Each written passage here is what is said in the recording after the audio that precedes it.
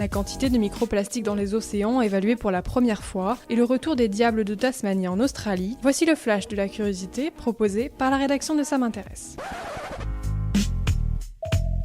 La différence entre l'homme des cavernes et nous, c'est le résultat de la science.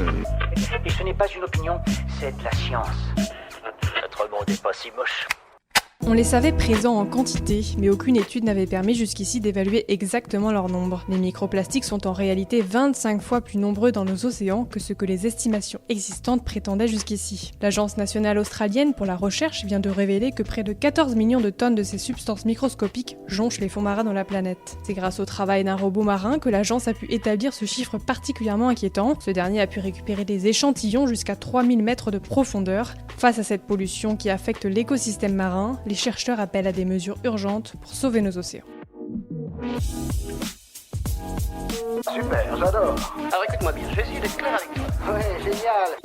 Voilà 3000 ans qui n'avaient pas été vus en Australie continentale. 26 diables de Tasmanie, ces petits marsupiaux carnivores à la fourrure sombre, ont été relâchés dans un sanctuaire de 400 hectares au nord de Sydney. Une opération historique qui doit lancer un programme de conservation de cette espèce dans la région. Présents jusqu'ici sur l'île de Tasmanie, au sud du continent, ces petits animaux sont frappés par un cancer qui a décimé 85% de la population depuis 1996. Alors pour préserver l'espèce, l'Australie a décidé de réintroduire quelques spécimens sur le continent australien cette fois, une zone qui ne leur est pas étrangère puisqu'ils étaient présents ici il y a 3000 ans, avant que les dingos ne les déciment. Voilà, c'est tout pour aujourd'hui, on se retrouve bientôt pour un nouveau flash. En attendant, vous pouvez retrouver tous nos épisodes sur les plateformes de podcast, Spotify, Deezer et Apple Podcasts.